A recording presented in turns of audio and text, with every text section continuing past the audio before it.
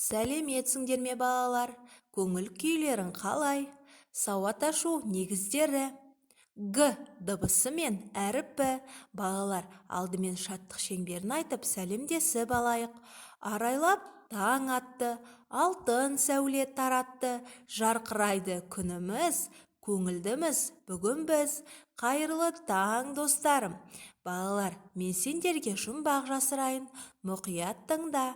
Адамдардың бәрі қызығады, ұстай берсең, сәні бұзылады. Бұл жұмбақтың жауабын білесің бе? Өте жақсы балақай. Бұл гүлдер. Гүл сөзі Г дыбысынан басталады. Г дыбысы үлкен бас әріптен және кіші әріптен тұрады. Г дыбысының баспаша және жазбаша түрі бар. Балақай, Г дыбысынан басталатын сөздерді білу үшін мына видеоны менімен бірге қарап шық. Қандай сөздер басталады екен Г дыбысынан? Бірге қарайық. Г әріпі. Газет, Газет. гитара, Гитара. гипс, Гипс. глюкоза, Глюкоза. гематоген, Гематоген. гүлсалғыш, Гүлсалғыш. гүл, Гүл. глобус, Глобус.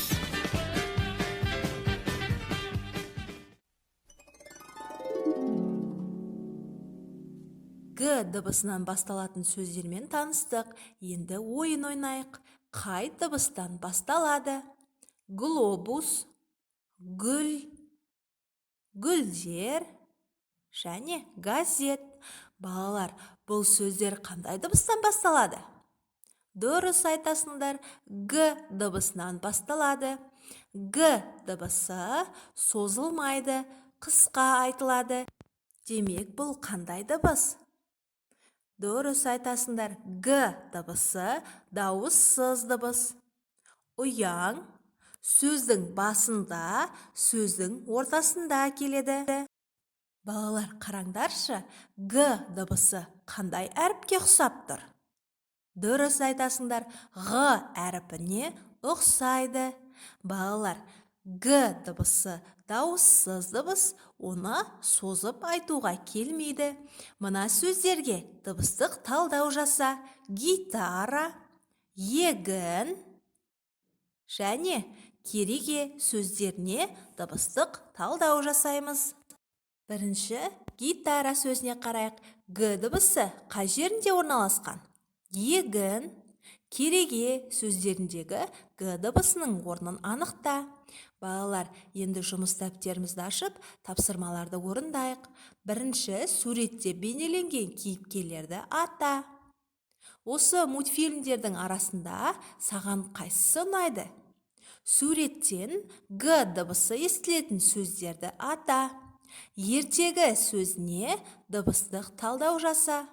Ертегі сөзін буынға бөліп көр.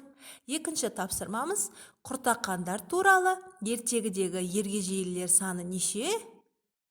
Естеріңде ме балалар? Неше ергежейлі бар еді? Дұрыс айтасыңдар, 7 ергежейлі. Сан атауларындағы Г дыбысының орнын тап. 7, 8, 9. Қай санда Г дыбысы естіліп тұр?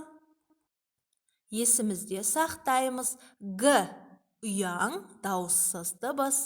Г әріпмен таныс болайық. Г әріпі неге ұқсайды? Қауіп төнсе қалт етпей, тым тыңдайды құлақ сап. Тұмсығы мен мойыны қалыпты ғой Г-ге ұқсап. Балалар, гүлдің қисайған түрі және де мына құс Г дыбысына ұқсап тұр. Түрлі түсті қағаздан, немесе моншақтардан, таяқшалардан, қолда бар заттардан Г әріпін бейнелеп, маған суретке түсіріп жіберуді ұмытпа. Сенің қолыңнан келеді, мен саған сенемін. 5-ші тапсырмаға қараймыз. Қай гүл түсінің аталуында Г әріпі бар? Қызыл, сары, көк, күлгін. Г дыбысы қай гүл түсінде бар екен? Анықтап көрсет. Және де дыбыстық талдау жасаймыз.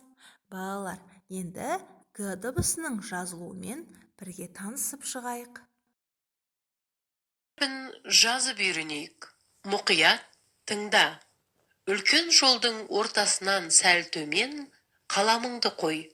Төмен қарай түзу сызып, жазу жолының астыңғы сызығына тигізе, солға қарай доға ілгек жасаймыз.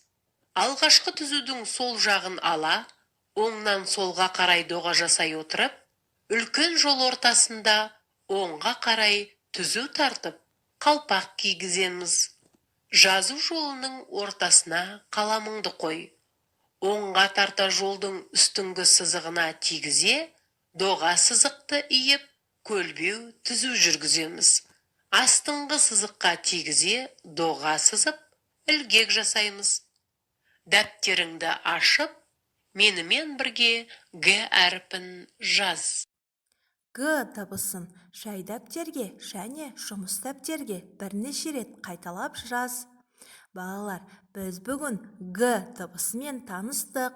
Г дыбысы Ғ әрпіне ұқсас, ұяң, дауыссыз дыбыс. Сөздің басында, сөздің ортасында кездеседі. Есімізде сақтаймыз, балалар. Балалар, бүгінгі тапсырмаларды орындап, кері байланыс жасауды ұмытпа. Бүгінгі оқу қызметіміз аяқталды. Ертеңге дейін сау болыңдар.